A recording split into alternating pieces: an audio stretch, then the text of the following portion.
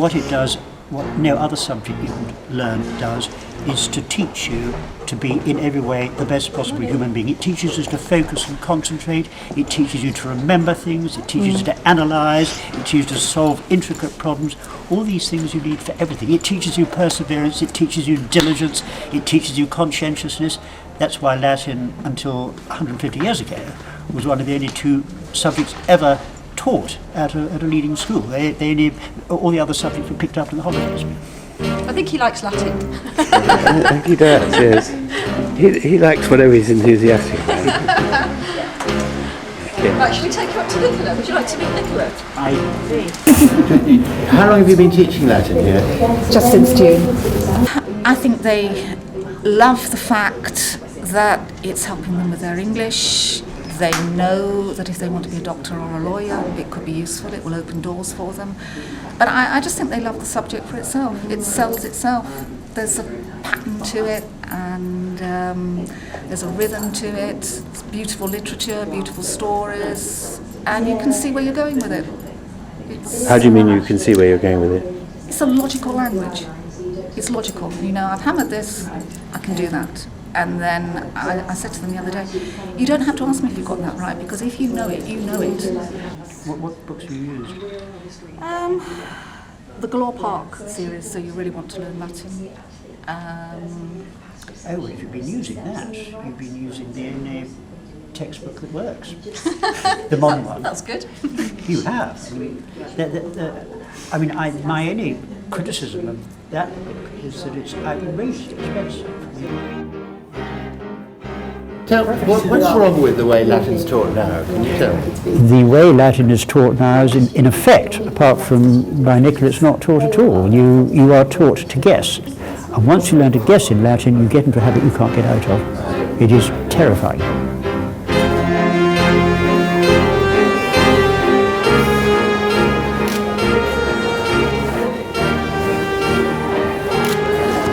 Say good morning to them and sit them down, and then I'll introduce them to you.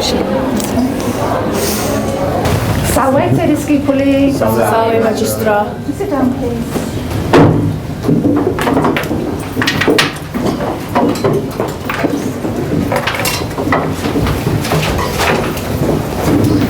Right. Welcome to Year 7 to our Latin class.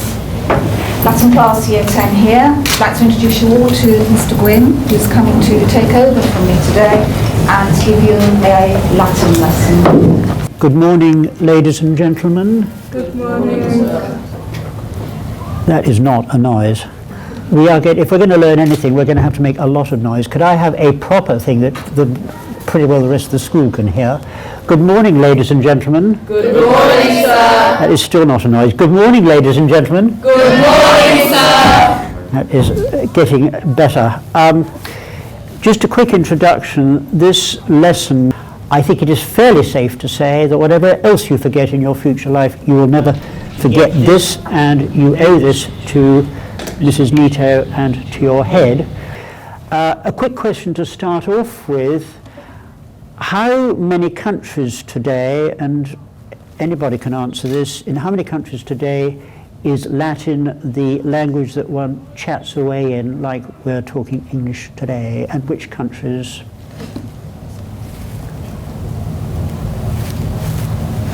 Dead silence. Would none be a good answer?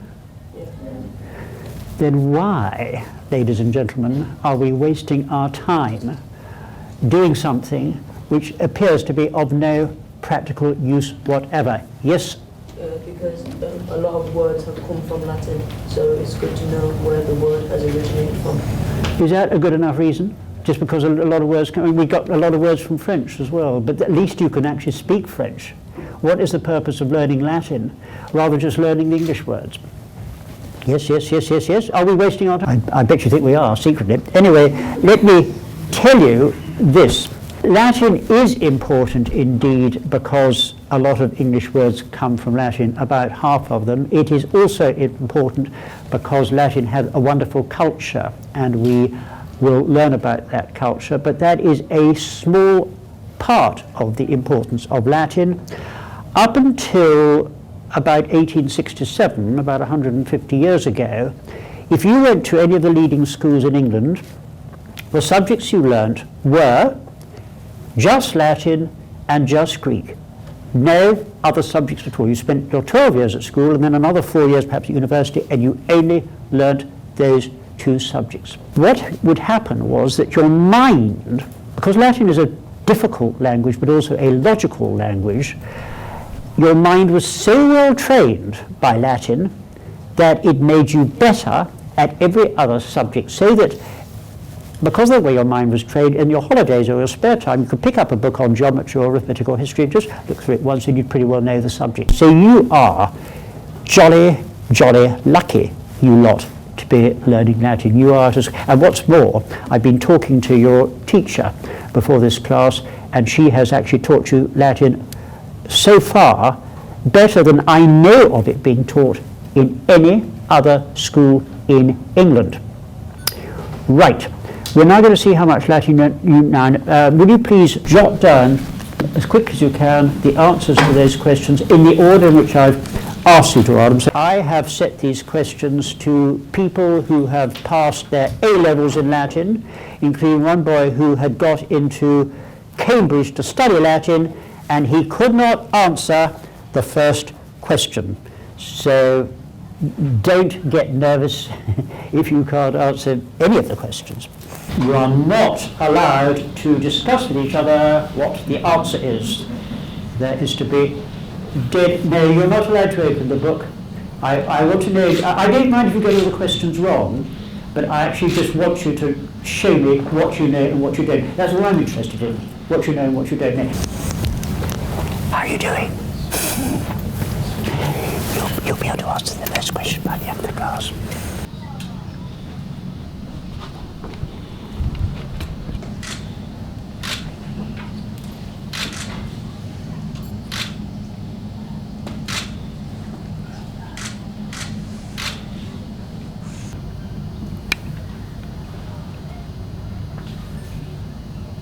Going to stop there and we will go on if necessary.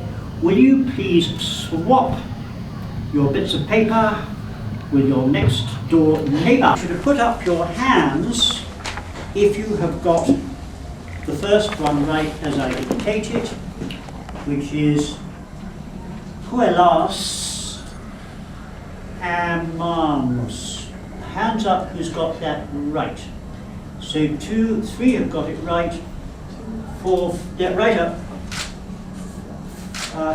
How many got it right? 1, 2, 3, 4, 5 have got it right. Now this is something, just as you know, that when I was at school, any 8-year-old would have effortlessly done after his first or second lesson at Latin. That is how teaching has changed in the time since I was at school, and that's really why Mrs. Nito has asked me here, just to show the difference between how it used to be done and how it is now done. Now we've got a lot of ground to cover, and I need to tell you that hard work with the brain, actually, experiments have been done to test this out, takes more out of you in terms of energy than the heaviest physical labour. In other words, you'll be getting more tired during this class if you're trying than if you were outside digging out the road. And any of you who has not lost a few pounds or kilos in weight by the end of the class has not been trying hard enough. Okay. What we need to do is to start off with pronunciation. If you look through my book, you'll see there are actually 4 different pronunciations of Latin. I teach the one that used to be taught when I was at school, which is pretty well the same as your pronunciation that you've been taught, except instead of saying amar we, as you would say, I say amar vi, and that's what we're going to do today. You learn 2 versions of Latin. I know 4 different pronunciations of Latin, so there's no reason why you shouldn't learn 2. And the word for slave is, you would call it servus, and I call it servus. Right, will you go for a quick look at pronunciation to page 44? Do you understand that? You've all got page 44?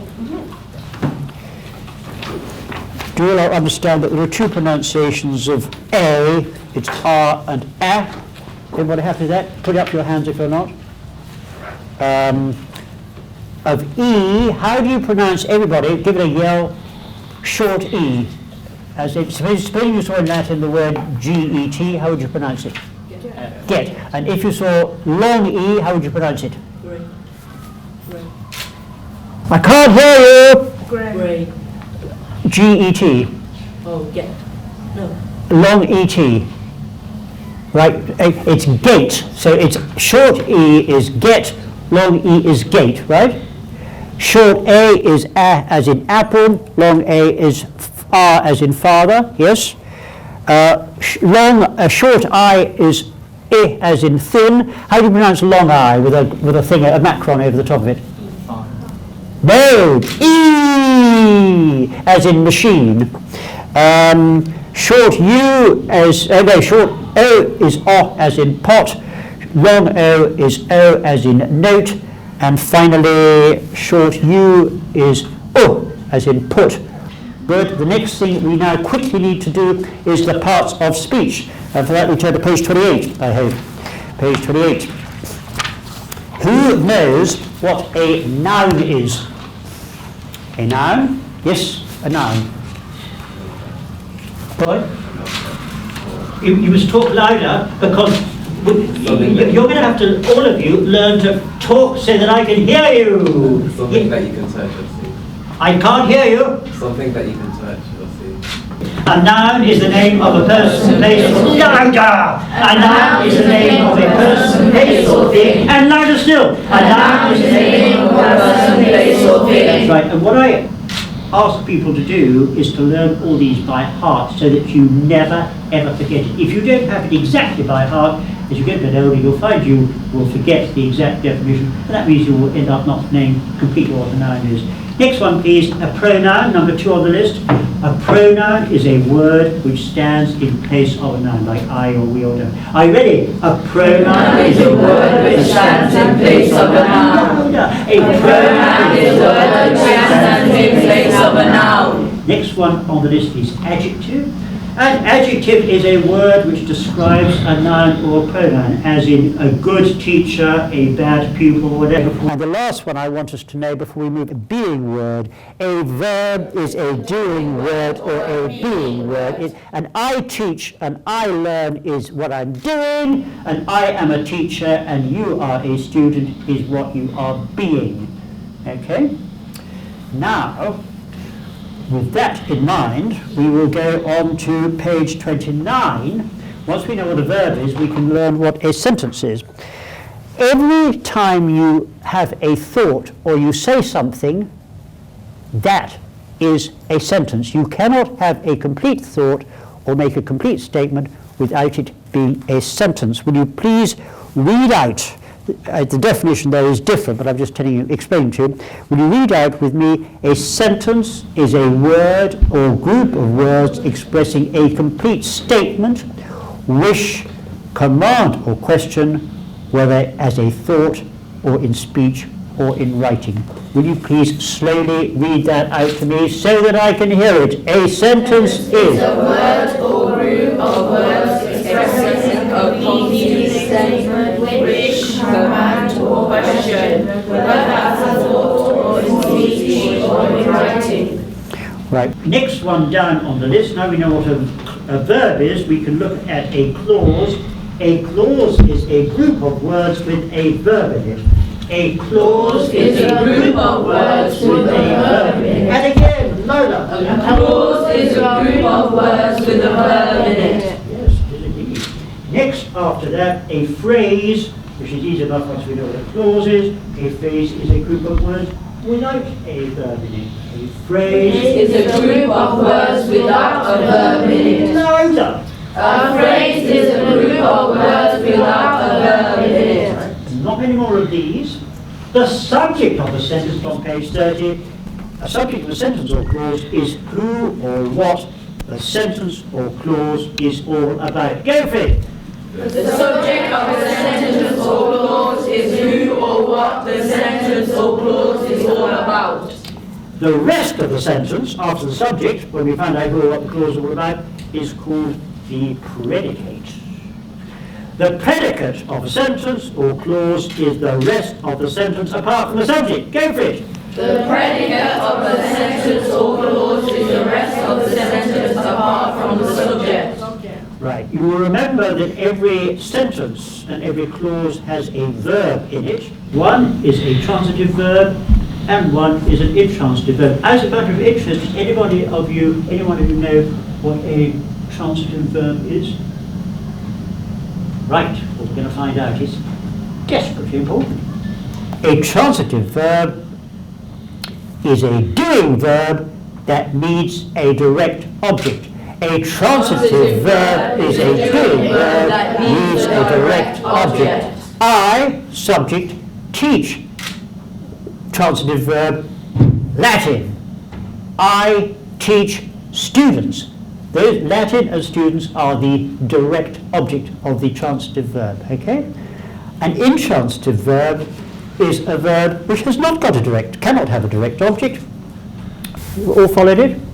Because if you haven't, you're going to be the ones that lose out. Who's too shy to say, no, I haven't followed it? No one. Well, that's good. We'll find out soon. Now, this is where life gets difficult, I'm afraid. It's the last difficult thing we're going to do. We've done doing words which are either transitive or intransitive. The other kind of verb is a being word. And a being word is followed not by an object, but by what is called the complement.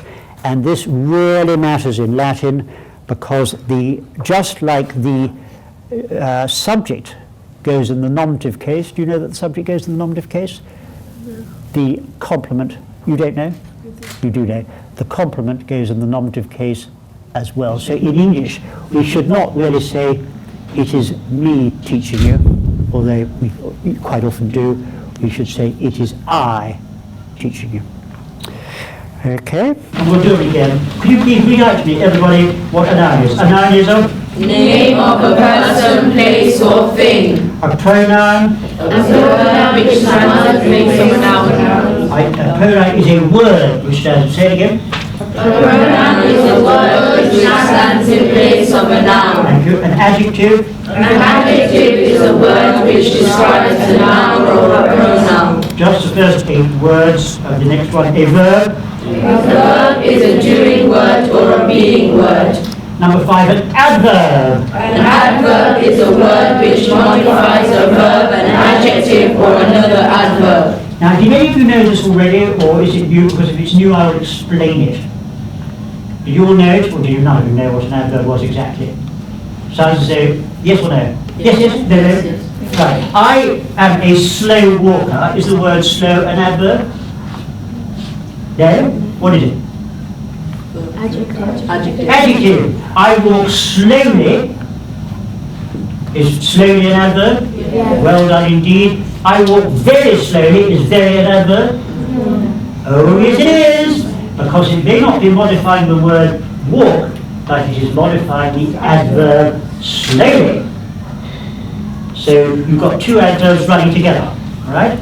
I am a very slow walker. What part of speech is slow? Yell it out!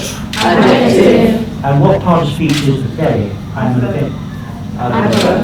Right. So we've now seen it modify a verb. I walk slowly. An adverb. I walk very slowly, and I am a very slow walker. It's modified now. So an adverb modifies 3 different things. That's adverbs. Getting more difficult. A conjunction is a word which joins together any 2 words of the same part of speech, or any 2 phrases, or clauses, or even sentences. A conjunction has got to join together 2 things of the same kind. So I am good, and I am bad, or but I am not bad, or I am quick, and I'm slow, is joined together 2 adjectives. I walk and I run, joined together 2 verbs. I am a man and a teacher, joined together 2 nouns. You can join together 2 anything provided they're the same. Finally, preposition. We better actually tell me what a conjunction is. Everybody read it out. A conjunction. A conjunction is a word which joins together any two words of the same part of speech, or any two phrases or clauses or even sentences. Thank you very much indeed. There are various kinds of conjunctions, but we will not go into those this class. Preposition in a way is the most difficult of the lot. A preposition is a word which governs a noun or pronoun. So it will normally be followed by a noun or pronoun and connected to anything else in the sentence. So whereas a conjunction has to join two things of the same kind, a preposition can join anything, such as I am in this room. I am joining together am, the verb, to room. I am in this room, in is the preposition. I see a book on the table. It's joined together the noun book with the noun table. So it can join together two things at the same time. So I am feeling under the weather. I am looking through the window. It's always governing a noun, window, weather, whatever, and connecting it to something else. So will you please read out again what a preposition is? A preposition is a word which Governs a noun or a pronoun and connects it to anything else in a sentence or clause. Yes, that is correct. Well, now I think we're going to have to start learning a bit of Latin. Latin, when we start, really we have to concentrate on nouns and verbs, because unlike in English, they, as you know, change their endings according to what they are doing in the sentence. And I don't know what noun you started with, but traditionally, when I was at school and always before that, we started with the noun mensa, which is on page 53, I think. And I will read it out first, and I will then get you to read it out after me. So, mensa, but you're going to get it louder now. Mensa, mensa, mensam, mensai, mensai, mensa, mensai, mensai, mensas, mensarum, mensis, mensis. In that rhythm, mensa, mensa, mensam, a little bit of a pause. Mensai, mensai, mensa, mensai, mensai, mensas, mensarum, mensis, mensis. Ladies and gentlemen, go for it. Mensa, mensa, mensam, mensai, mensai, mensa, mensarum, mensis, mensis. I heard a mensai, mensai, mensa, and mensai, mensai, mensas. It's mensai, mensai, mensa. Sorry, and the plural mensai, mensai, mensas. Give it a full weight. You've got to distinguish between long and short. It's not mensas, it's mensas. Slow down there. So, are you ready then? Mensa, mensa, mensa, mensa, mensai, mensai, mensa, mensai, mensai, mensas, mensas. So promise, did you take something to it? Come on now, come on. You're not. I want more enthusiasm. If you're going to get a thing, you've got to exaggerate it the first time, and then you can soften up after that. Say mensai, mensai, mensas. Speak louder. Mensai, mensai, mensas. Mensarum, mensis, mensis. I couldn't hear the S. Mensai, mensai, mensas. Again. Mensai, mensai, mensas. Mensarum, mensis, mensis. Now, anus. Anus, ane, anum. Ani, ano, ano. Ani, ani, anos. Anum, anis, anis. Let's hear it, children. Anus, ane, anum. Ani, ano, ano. Ani, ani, anos. Anum, anis, manis. But I want the rest of the school to hear it. Anus, ane, anum. Ani, ano, ano. Ani, ani, anos. Anum, anis, manis. Now, I'll tell you something interesting. You are actually learning not only a bit of Latin, but also how Latin is best taught. Not because I'm clever, but because I'm simply doing what always used to be done. And if you ever want, as a profession in the future, to be teachers, you are learning something jolly useful. You're actually learning, because there's an interesting principle about teaching, which is this. you don't really learn to teach at a teacher training college. You learn to teach by watching the teachers you were taught by and imitating the best ones and adding your own individual style. And there's a principle which says you can only teach as you were taught. You cannot learn how to do it out of a book. So I say to you, A, try and learn Latin, but B, to the extent you like what I'm doing, try and learn from that as well. And the extent you don't like it, say, oh, I'll never do that. Okay? So be learning two things if you can at the same time. Anyway, we're now going to do ammo and sum, and then we're going to do some translation. Let's go to page 55, I think. Now, would you, before you start, look at all the long A's, because if you don't, I suspect you're going to pronounce it wrong. And I want you to get it right first time. In other words, I want you to be brilliant. So stare at the A's. Everybody ready? So I'm going to ask you to do, in turn, ammo and then amar-bo. Is anybody not ready yet? You're all ready. And are you going to get it right, are you? I bet you packets and packets of money there's going to be some mistakes. Right. 1, 2, 3, go.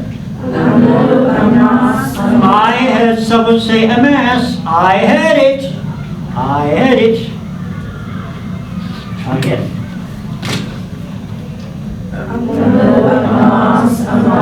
Yeah, not a mark. That's a mistake. A mass and that. Yeah, I'm sorry. I said there's a mistake there. She shouldn't have a long name. It's a mass and that. Okay, go for it again. Well done. Amabo!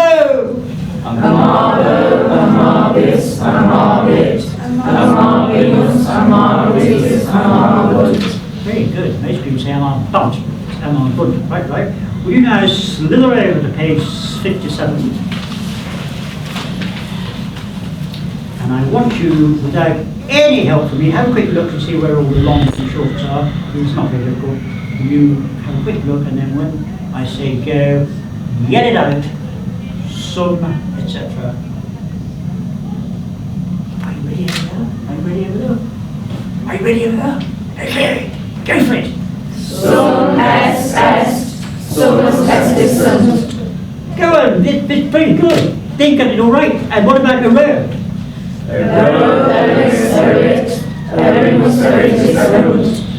Right. Now we're going to do with all that.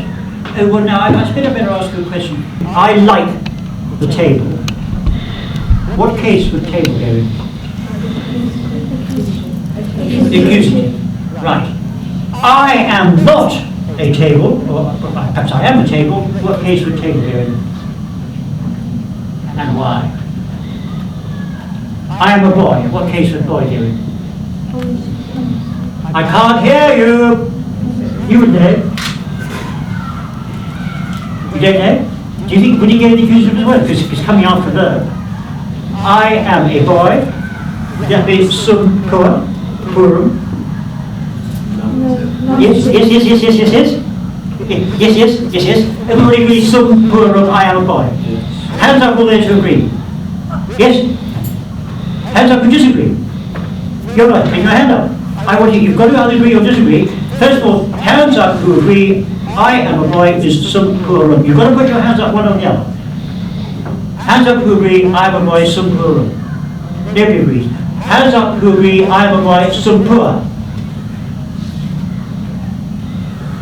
You haven't put your hand up. Quite right. But why? Technically, what is the word boy in that sentence? I is the subject, sum is the verb, what is boy? Is it the object? No, it is not. I like the boy, it's subject, verb, object in the accusative. I am a boy, it is subject, verb, complement. Complement.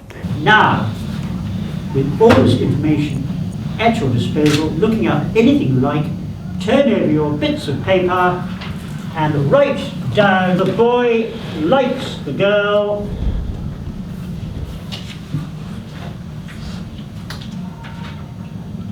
And the girl is not a boy. A boy. Now, anybody who has difficulty with this, I want you to actually ask me. I don't want you to feel under pressure to get it right. I want you to say either, I can see what's going on, or please, teacher, I don't understand what I've got to do.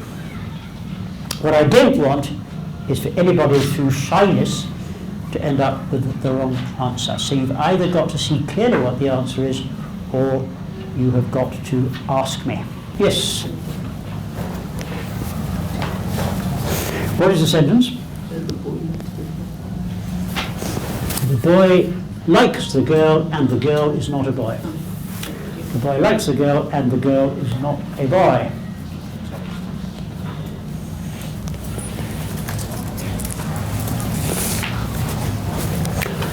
Sorry.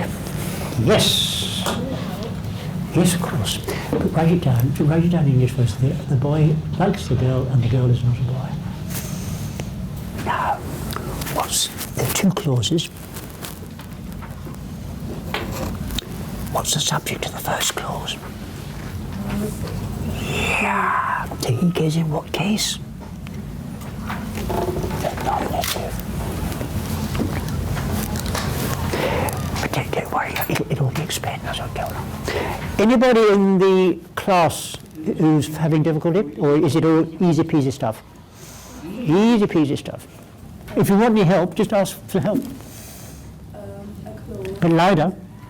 A clause contains a verb with some words. My definition is good. What do you say, clause? Clause is a group of words containing the word. Oh, she's good stuff. You're right. Got it right. A clause is a group of words with a verb in it. Yes, yes, yes, yes, yes, yes. I think we better do what one normally doesn't do until several weeks later, which is our first adjective. Where will we find in this book our first adjective? I think we better go to page 166. Halfway down, everybody. What are called the first and second declension adjectives. Oh my goodness me, we haven't done the neuter. Will you please turn first of all to page 162, all right? And there you will find, you see anus at the top. Everybody there, 162. Go down to the next lot, and to the right you'll see bellum, which is the neuter. So we've got mensa, which is the first declension feminine, anus, the first declension masculine, and finally bellum, the second declension neuter. And I will do it for you, and then you will do it for me, okay?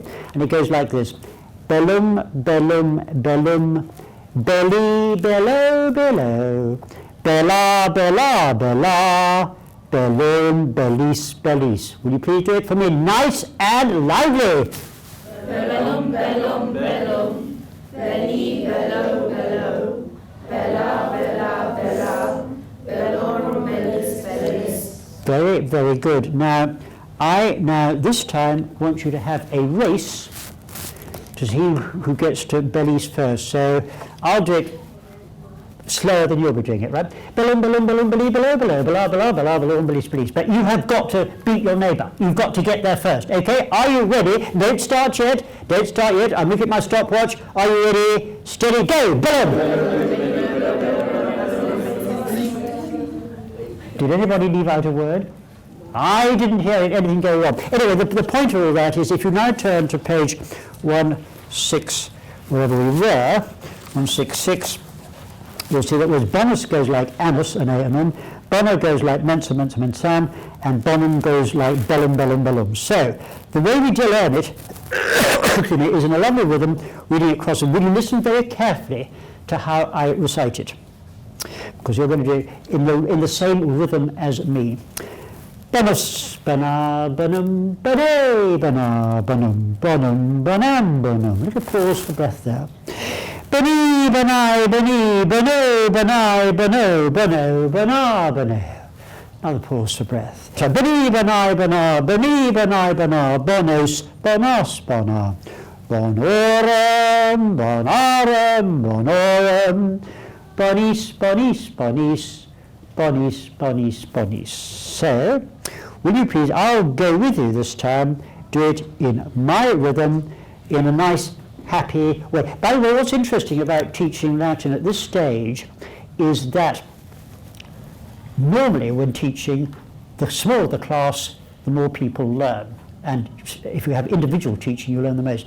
But when you're starting the declensions and conjugations in Latin, actually, the bigger the class, the people learn, because it makes you remember the noise. And I'd much rather teach a class of 100 at this stage than to teach a class of a mere 20 or whatever it is today, or one, because because of the hearing of it with a huge group of people saying it sticks better in the memory. So, are you ready, everybody? Bonus, bana, bonum, bone, bana, bonum, bonum, bonam, bonum. Louder! Boni, banai, bani, bono, banai, bono, bono, banai. You're making no noise at all. We've got to start again. This is dreadful. You've been doing so well up till now, but I can hardly hear you. Here we go. Bonus, bana, bonum, bane, bana, bonum, bonum, banam, bonum, bani, banai, bani, bono, banai, bane. Look, I'm making more noise than you are. You're about 20 of you, and I can hardly hear you. The only thing that can be heard on that thing going over there is me. Will you please be better babies and yell it out? By the way, the Latin for good baby is infans bonus. The Latin for bad baby, which is what you're being at the moment, is infans improbus, means naughty baby, and the Latin for the naughtiest baby in the whole wide world, which I hope you want to be, is infans improbissimus. I want to have lots of babies who are infans bonus, okay? That means making a lot of noise. Bonus, bana, banum, bane, bana, banum, bonum, banam, banum, bani, banai, bani, bono, banai, bono, bono, bana, bono, bani, banai, bana, bani, banai, bana, bonus, bonas, bonas, bonorum, bonarum, bonorum, bonis, bonis, bonis, bonis, bonis, bonis. I hope you're exhausted afterwards. By the way, has anybody lost a few pounds or kilos in weight yet? Are you feeling tired out? Okay, you haven't been trying them. Never mind. Will you please translate very quickly for me? The good boy likes the bad boy likes the good girl. Quick. The bad boy likes the good girl. I didn't really tell you, the adjective has got to agree with its noun in every respect. So it's got to be in the same case, the same number, and the same gender as the noun. So a good girl would have to be puella bona. Of the good girl would have to be puellae bonai. With the good girls, or by the good girls, whatever, would be, no, that's a bad example. To the good girl would be puellae bonai. Yes, come on, quick. First person. Yes? You want to give me an answer? I don't know, do I feel bad? No, I'm sorry. Well, why didn't you ask me? She's too shy to ask. Everybody was too shy to ask me for the Latin for bad, malus. I knew you'd be too shy. Yes? I've got Verus, Melus. Can you yell it out, my friend? Yell it out. Puerus, Melus, Puella, Bona, Amat. Again? Verus. I'm going to read that.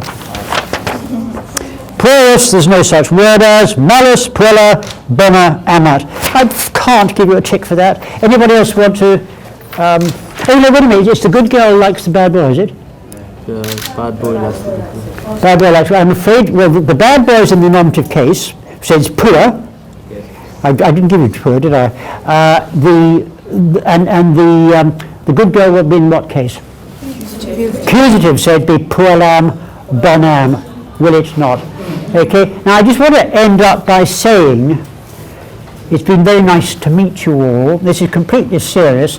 What you're doing is desperately important, and maybe one of these days you'll be teachers, which is, as far as I'm concerned, the most important job there is. You will find my email address at the back of the book, and any of you is very welcome to say you taught me on the 2nd of May or whenever it was, and send me an email if you've got any questions you want to ask about anything. And if anybody wants me to sign the their copy of the book, which is now given to you, I would be delighted to do that. So, very nice to meet you all, and if, as I say, if ever you want to keep in touch in the future with either me or my daughter, Miss Gwynn, all you've got to do is to visit our website or contact us on the email address you'll get. So that, I think, is the end of the class. Thank you. Thank you.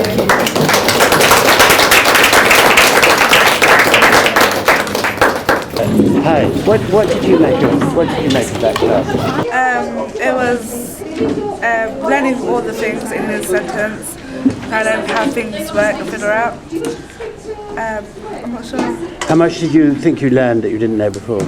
I learned quite a lot, but it's more of going back and doing it again. So Sort of revision, was it? Yeah, and get stuck in your head, yeah. So. What do you like about Latin? You're not just learning a language, you're learning a whole culture, a whole lifestyle. You're learning something that's not there, yet you learning it kind of brings it back. Yeah, that's it. You mean you bringing it back from the dead, sort of thing? Yeah, kind of. I thought it was really interesting learning all the accidents from the different nouns and verbs. So yeah, it'll help me in other subjects also. What do you like about Latin? Just that it links in with today, with like some of the words that we use in English. You'll be like, oh, I found that in Latin. So yeah. And do you feel that it has changed your view of how Latin should be taught? Yeah. Do you find it different from your usual classes? I think it's just the memorizing for Latin and embedding it into your brain, because there's no other way to get around it. There's no shortcuts. I thought it was really good. It really helps you to learn Latin because it goes bit by bit, and the way he teaches, it's going to stay in your brain for a while. Because his teaching ways are quite interesting and different to what we're normally used to. In how would you characterize the difference? For example, he had us like reading it out over and over again, so doing that, it helps it stay in your brain and it helps you remember it. And do you think that you'll kind of go on doing it that way yourself, regardless? Yeah, I think so. Like if I'm trying to revise or go over stuff, I'll probably try saying it out loud, not just reading it. And why do you like Latin? Well, I think Latin is really good because it helps me adapt to other languages more easy as well, and it helps improve my English also. Yeah. And do you want to go on to university doing it, or just? Well, I think if they offer it at A level in this school, I'll probably do it. Hi. You were a beginner, weren't you? Yeah. What did you think of it? I think it was great of all the stuff, all the adjectives and nouns that we learned today. And does it make you want to do Latin? Yeah.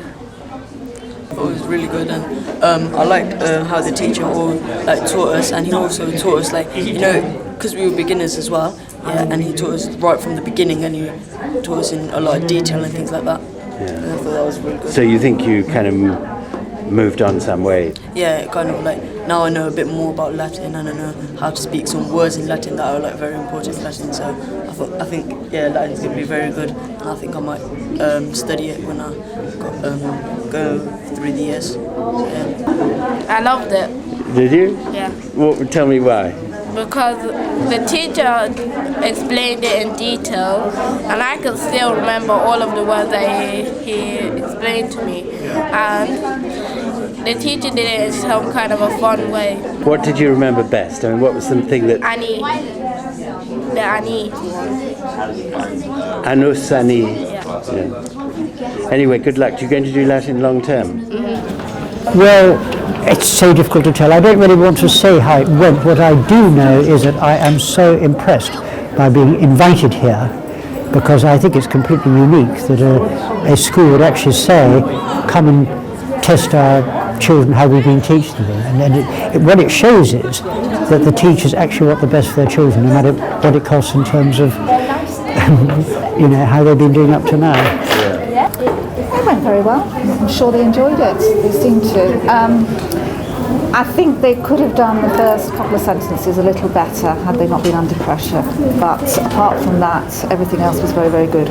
I would say that they were, unlike any other children I've taught, they were probably already 3/4 of the way there. And for instance, when I asked them at the end, subject, verb, complement, they they were all onto it. And I don't think they'd have been onto it. I don't get it. It would have taken them much longer to have got you. You can teach it to them, but they still don't know it. I have tried to instill a foundation of grammar with them, but it's uphill because they have come from quite deprived backgrounds and they don't speak English at home as other students do. I think, if I may interrupt there, I think you'll find if they speak English at home, it would not make the slightest difference. Not the slightest. If anything, it's worse. Because having to learn English, they've got to actually think about what they're learning. But my ordinary pupil of any age, from 7 to 18 that I teach, they haven't got a clue about grammar, and B, it's jolly difficult to teach them. You can say what's a noun and noun person play, they still don't know it. I think I'm more confident on my verbs and the endings, so yeah. Great. And what was your favourite bit? I think it's like the teacher and how enthusiastic he is towards us, and I don't think I've ever met a teacher like him before.